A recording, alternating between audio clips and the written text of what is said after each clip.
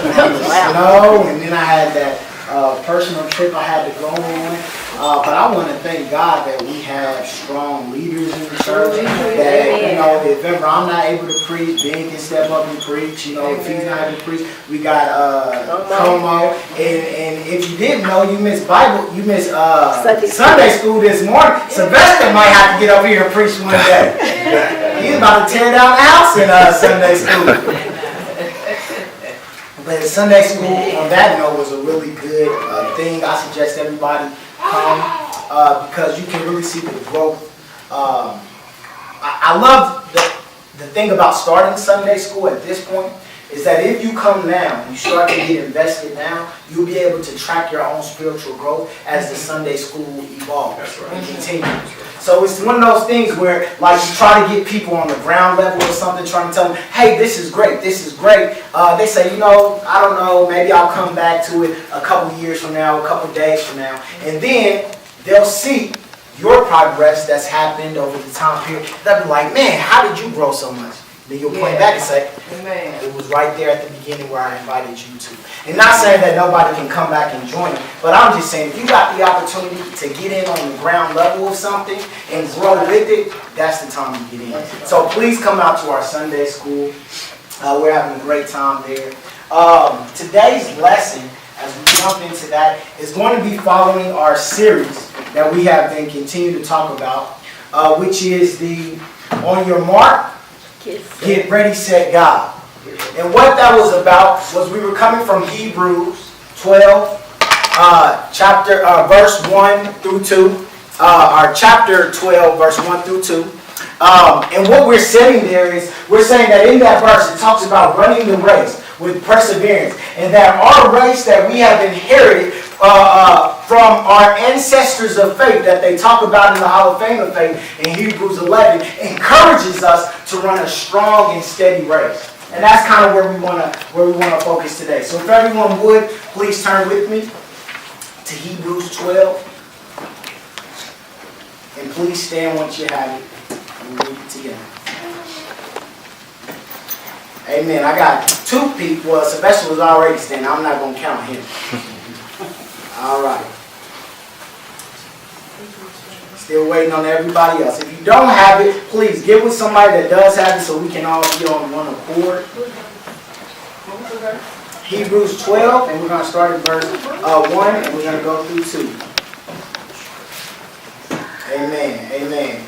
Almost everybody. Our young kids, please stand up. If you didn't know, the reason why we stand up for the reading of the Word is because when you stand up, when you read the Word, it shows reverence to the Word. And the last thing that we ever want to do when we begin to read the Word, and I understand if you must sit down, but if God's giving you the ability to stand, please stand. And the reason we do that is because we don't ever want to get lax with the Word. And lax with the reverence that we give God when we read His Word. So that's why we stand.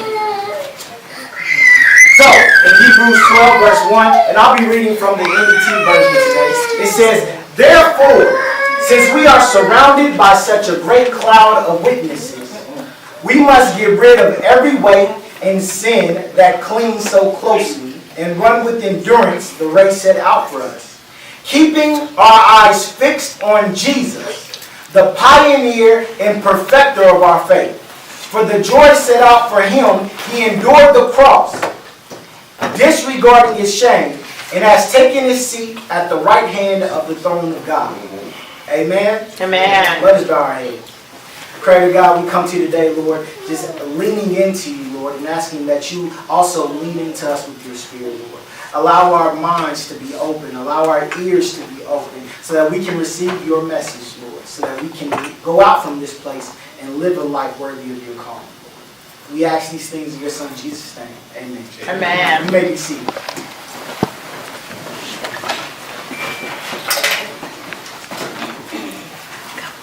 The message today is entitled Monuments of Nothingness. Monuments of Nothingness.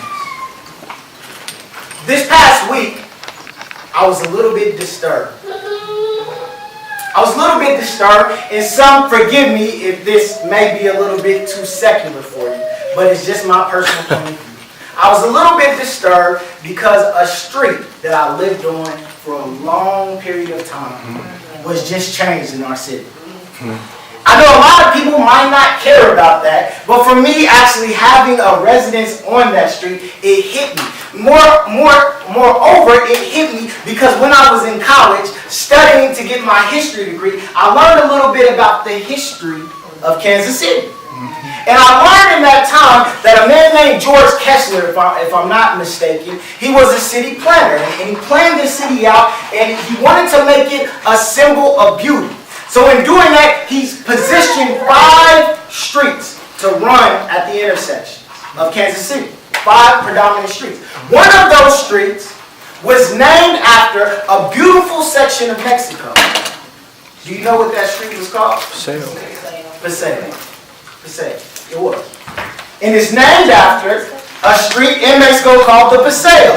And what he had hoped was that the Paseo would be an area and it would be a street that would always remind us of a hope of how beautiful our city could be. Well, time has passed. This week, I was watching the news and I found out that they renamed that street. And I'm not so upset that they named the street after Martin Luther King Jr. If you didn't know, if you live on Paseo, that's what the street's about to be called now. Don't think about that anymore.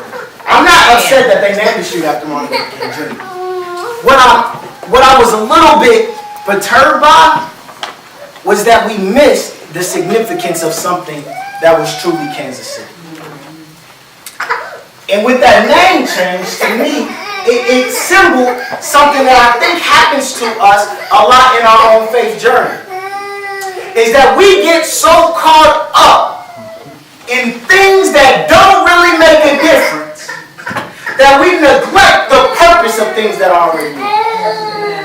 Sometimes we get so focused on trying to have our name or saying that we changed the name of a street, or sometimes, if that's too much for you, sometimes we get so caught up in the names that are on our shoes, or the names that are on our clothes, or the names that are on buildings, or the names in which we have invested interest in, that we forget the purpose of the buildings themselves, or the purpose of the clothes themselves. The clothing is supposed to keep us warm, not to keep us entertained. Well,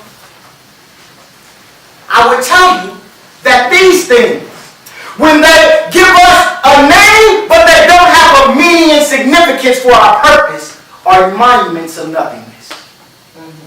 They're monuments of nothingness because although we can build them and look at them and say, how great are they? They shine so bright. Look at this new street sign. Let me hold it up above my head. I forgot the purpose of what it stands for.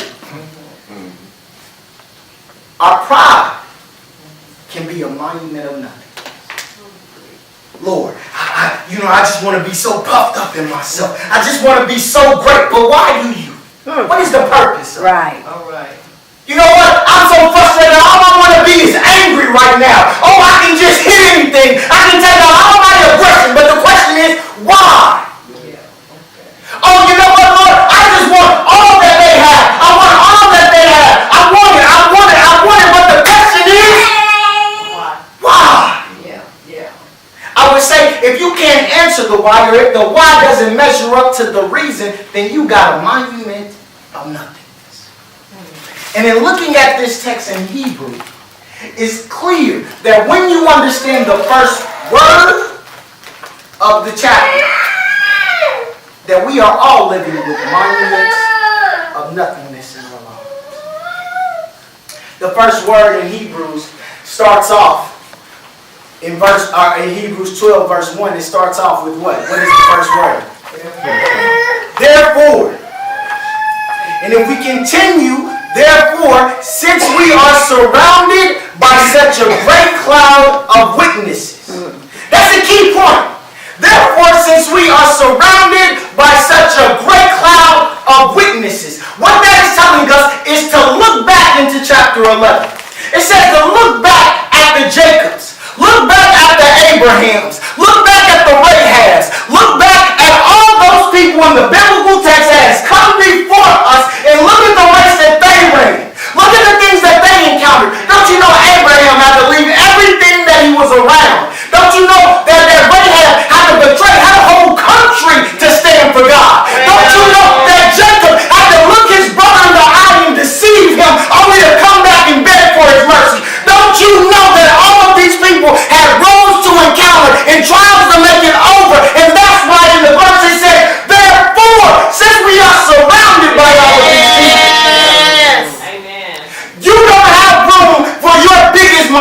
of nothingness. Do you know what that is? Do you know what it is? Your biggest monument of nothing.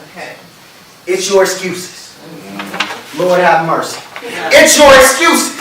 Because if you look at the text, it says, because you can look back at all the lives and you can read the story of everything that these people had to go through, you have no more excuses not to run the race of faith. That's it. It said, no longer can you say, it's too early for me to get up. When you know that Jacob had to wake up for 14 years and work his tail off.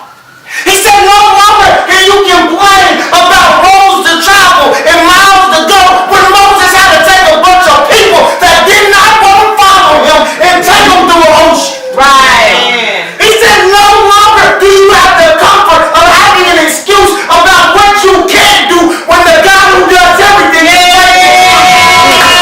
He said, you can say with monuments of nothingness. That's it. And don't you know that these excuses, these monuments of nothingness, guess what they do? They build bridges that lead to nowhere. That's it. Lord have mercy. You've been traveling on bridges that lead to nowhere. Every time somebody asks you to do something, I can't even take the chair. Every time they ask you to do something, I would, but you know I can't. Well, Where did that get you? right. It got you stuck in the same place as the chick. Because it was a bridge that led to nowhere. Lord, we need people. We need people at the church. But I wouldn't go, but you know I'm not. But where did that get you? Nowhere. But I'm saying is that you got monuments of nothingness. And they lead you to nowhere. I wish Moses would have stopped. I'm glad Moses didn't stop at his excuse. Don't you know Moses had an excuse? Yeah. Lord, you want me to talk to Pharaoh, but you know I stutter.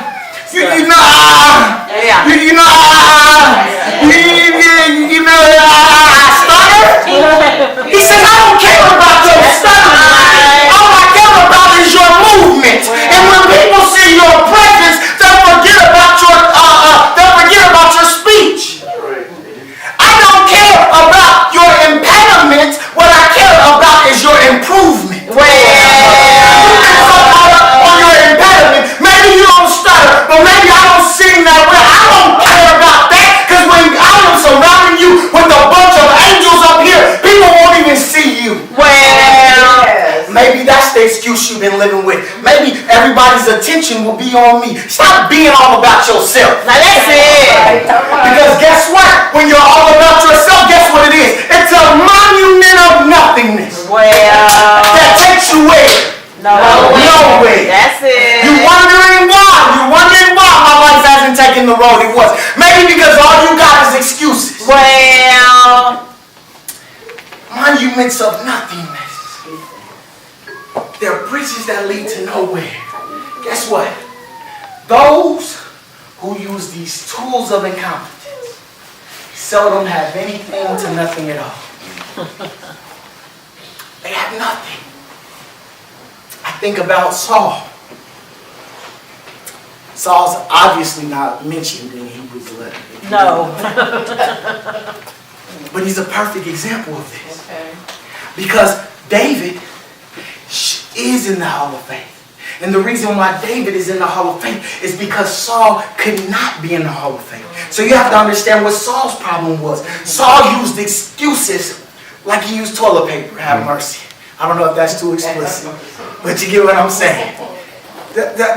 Saul, his thing was, God told him, I want you to kill all the Amalekites. Right. He said, I want to kill them, but you know, all the men around me, they would leave me if I did that. I wouldn't kill all the animals, but all the men around me, they would leave me if I did that. He says, look, you can use these tools of incompetence all you want, but what will you have at the end? Well, Lord, I'm tired of building my life on excuses and with excuses because I have no room for them in my life anymore. That's if I want to get where God has for me to go. And what I'm telling us is that in this Hebrews passage, where Paul is encouraging those who are listening to him, the Israelites and the Hebrews. What he's saying is that if we're going to run the race with endurance, first we have to get rid of everything that entangles us. Now, understand that when you are entangled in something, it distracts you. And what I'm saying is that the more we use excuses, the more they turn on us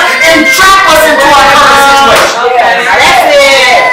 See, you thought you could use an excuse to get out, but the problem is our brain is such that we can start telling ourselves something, even though it may be so far from the truth. We can be telling ourselves something, even though it's so far from actuality and reality. We can keep telling ourselves something, even though we know it's a bold-faced lie. But at the end of it, we'll start believing what we told ourselves. Right. Lord have mercy. It's been times, not recently,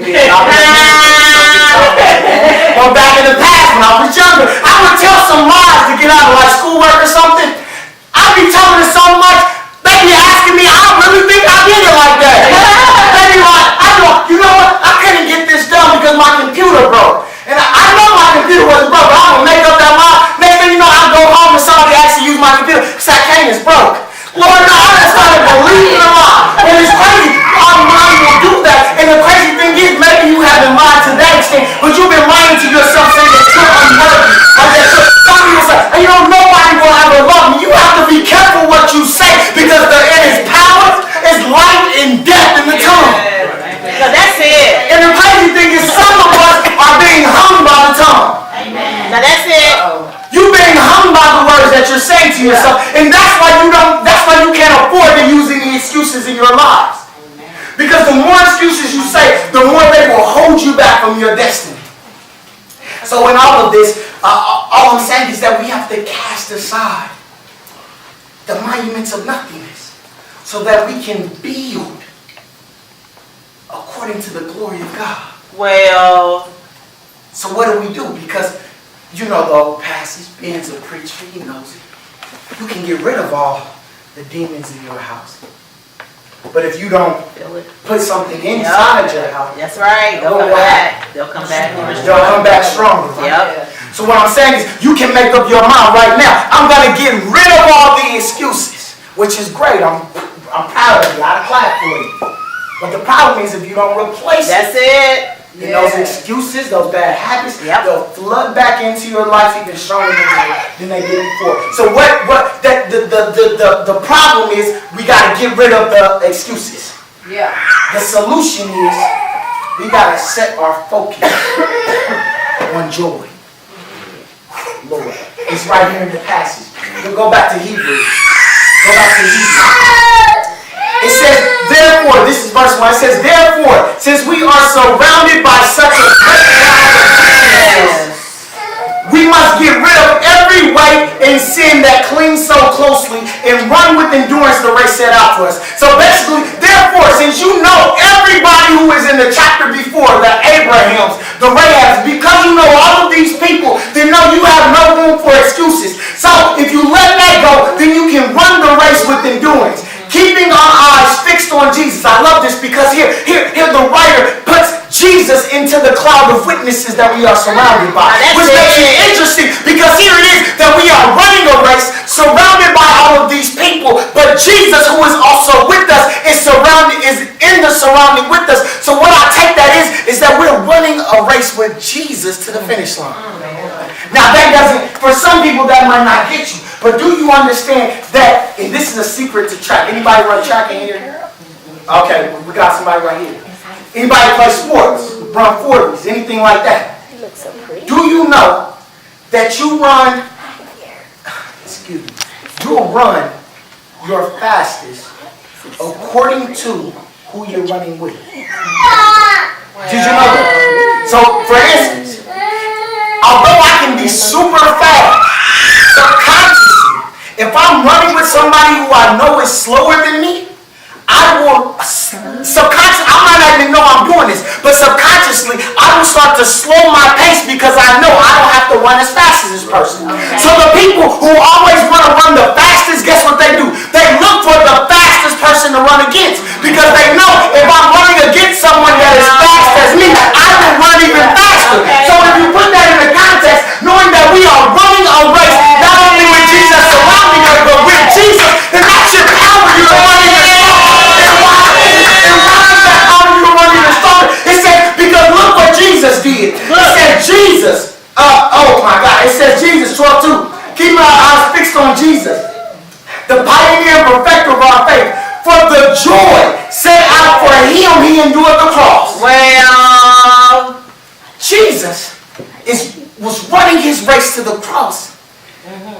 was running after a joy that he That's wanted to. it. This is on the right track. But if I'm running next to Jesus, I'm not only running with him, but I gotta have my sights set on the same thing as him. So what I'm saying is, if he's got his sights set on the joy that was before him, what do I have to have my sights set on? The joy that was before me. So what the problem is that you can be running with Jesus, but if your sight is set on, oh my God, if I do this, I'm gonna have to give more of myself. I'll never keep up with Jesus. Because Jesus is going towards joy, and I'm going towards fire. If Jesus is running towards joy, and I'm running towards, if I do this, how much more money I'll get? I never keep up with Jesus, because Jesus is running towards joy, and I'm running towards trial. If Jesus is focused on how many people can I help because of the joy, and I'm focused on how much it'll hurt me, I'm not gonna run as fast as Jesus. You're building monuments of nothingness, but I want you to replace it with joy. Yes. Replace your excuses. Yes. With joy. I love it. Amen. Anytime an excuse comes into your mind, understand it. Okay, I'm sick. Okay, I don't feel like doing this. Understand it, then let it go. Well, so you know what? What is the joy that I can get from that's it. Because look what Jesus did. Going back to verse 12, verse 2. It says, for the joy set out for him, he endured the cross. Yes. Disregarding its shame. So it wasn't that the reality of the shame wasn't there. It was that he was overlooking the reality of the shame and only looking toward the joy. So it's not that when I get there I won't have to give of myself. It's not that when I get there I won't incur debt. It's not that when I get there I won't have to be standing out in front of the crowd. But I'm not looking at it. I'm looking over towards the joy that'll come from it. Lord, have mercy. If I really had a mindset of how can I get more joy, instead of how can I get more pleasure. Well, That's another sermon. that is. There's so many of us, you've been going after pleasure, but neglecting your joy. Well, That's why you do that thing that feels pleasurable, but you feel terrible right after. Because it ain't no joy. And I'm not saying in all pleasure, but if we really being real, pleasure should be something that you add on to your joy. that's it.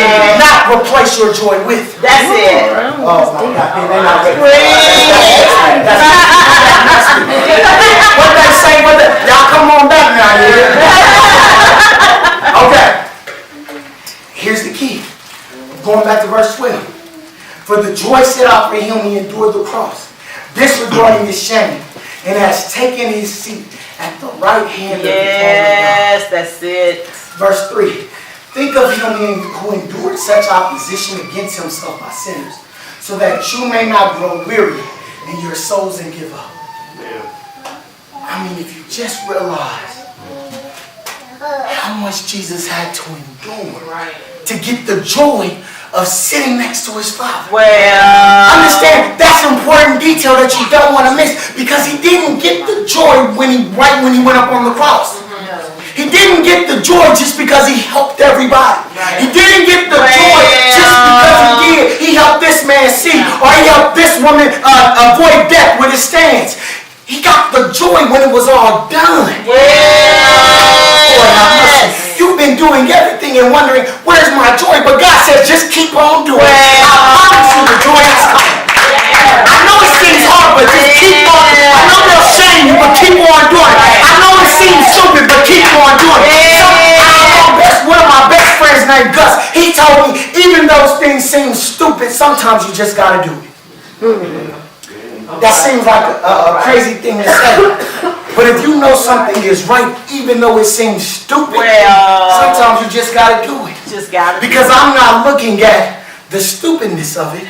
I'm looking at the joy that I can get from it. Amen. Yeah. In closing, this is all I want to say to you. I love it. If we are going to, as the Bible study so eloquently said, Sylvester, if we're going to be like-minded and also have the mind of Christ, you know, Paul, what did he say? He said to die. Yes. Say it. Yes. He said to die. It's Christ. I love that. He said to die is Christ. I love it because what he's saying is, he's saying that no matter what happens to me, My future's already been sealed. Yes. And it's always going to end on a happy note.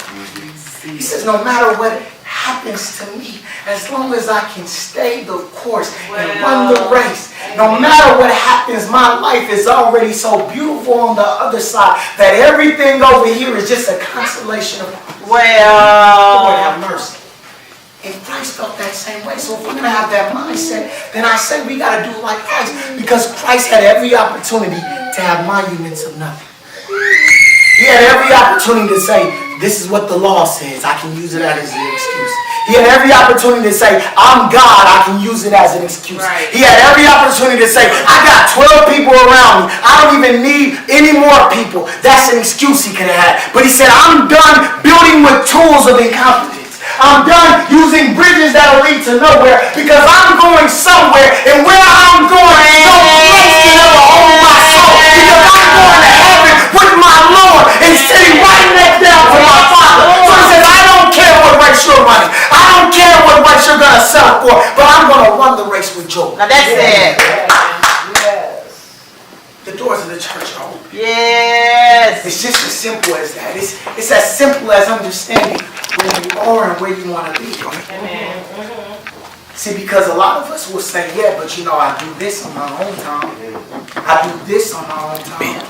But the truth is, and the Bible backs this up, only what you do for God will last. Well, now that's it. So the crazy thing is, you might not be using excuses in the secular world, but still you're building monuments of nothing. Because when the hands of time tick down on it, all buildings will fall to rubble, but the eternal house of God on the new heaven and new earth will never fail. And the only thing that you'll have after it's all said and done, if you didn't run the race of God, is you'll be living in a place of hell. My Lord. That's a word. it. It's almost like a cuss word in church nowadays. It's a cuss word outside of church. I think you can say hell. But really, what is it? You know, people say it's a place where you'll be, you know, gnashing your teeth. My It's a place Lord. where your flesh will burn. I got a more realistic place for it. It's the place where there is no God. See, right now, we all have the privilege, no matter what your situation is, where you can experience God. We even got the internet. You can experience God online. But eventually, there's going to be a place when God's presence will never dwell. And if you have to spend eternity where you can never feel God, that is something I would never want on my worst enemy. Because God is love, God is peace, and if you don't have any of that, then that is hell. That's it. But it's also hell on this earth. And some of us are in personal hell right now because of the monuments of nothingness that we've been standing upon. Well, I just heard this last weekend and I love it. Personal hell on this earth. You know what it is? It is the you that you are settling for dealing with the you that you have potential to become. my Lord.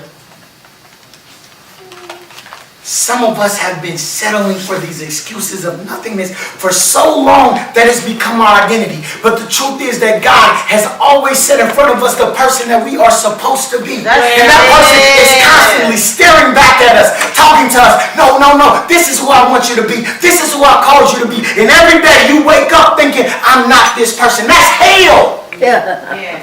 And you've been living in it, not because God wants you to continue to stay there, because monuments of nothingness build bridges that lead to nowhere. So you stuck in the same place every That's day. it. You My woke up in a Lord. different day, but you're still looking at who you could be. My Lord. Lord have mercy. Have People that don't mercy. accept Christ, it's like I want happiness. I know I'm called for happiness, but for some reason I can't move to you. Maybe it's because I said if I move, it might hurt a little bit. That's an excuse. Maybe because if I move a little bit, it may take me out of my comfort zone where I have to meet people.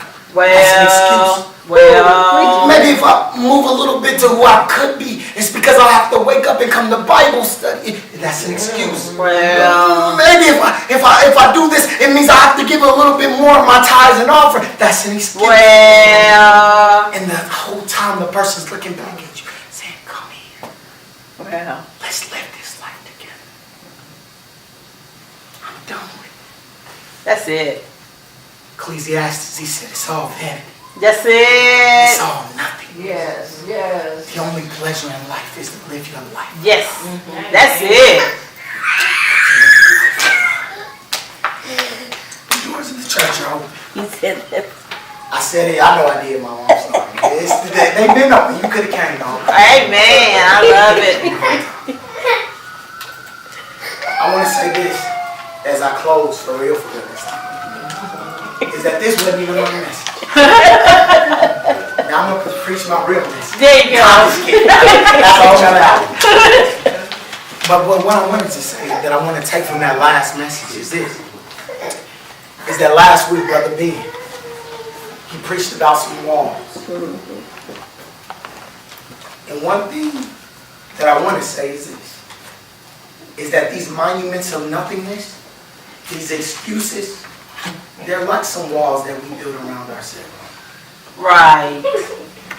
Some walls we build around ourselves are meant to keep others out, and some walls we build around ourselves are to keep us in. The walls Ben was talking about was not to keep us in. The ones he was talking about was not to keep us in, but to keep things out of our hearts. He wanted us to set up a wall. He was saying set up a wall around our hearts so that sin does not infiltrate our spirit, so that we can live a life worth calling. But what I'm saying is that if you continue to use excuses in your life, you're building another wall. Right. But that's to keep you in Well, and to keep you from going anywhere in life. that's good. And what I'm saying, with those walls, not the walls Ben was talking about, but with those walls, then that's when you got to go to Joshua and look at how those walls of Jericho fell. Yeah. And they didn't fall just because they wanted to. They fall because people was marching around. There you go. How good is God? God is great. God is with me. Who can be against me? God is in me. I'm so powerful because God's my Redeemer. I'm God. And then when they got to the seventh rotation, they just let out a shout and say, yes! I'm ready to live a life. That's it. I'm ready to live my life without these walls. I'm ready to live my life without excuses. I'm ready to live my life towards the calling that God set out. That's it. Come on if you want. That's it. Come on if you want. That's You can it. stand up. Play the music. Then come on if you want. Please stand up. If you are ready to give your life to Christ, even if you've already given your life to Christ, but you're ready to kick the excuses to the curb, now is the time. Come on with it. Just as I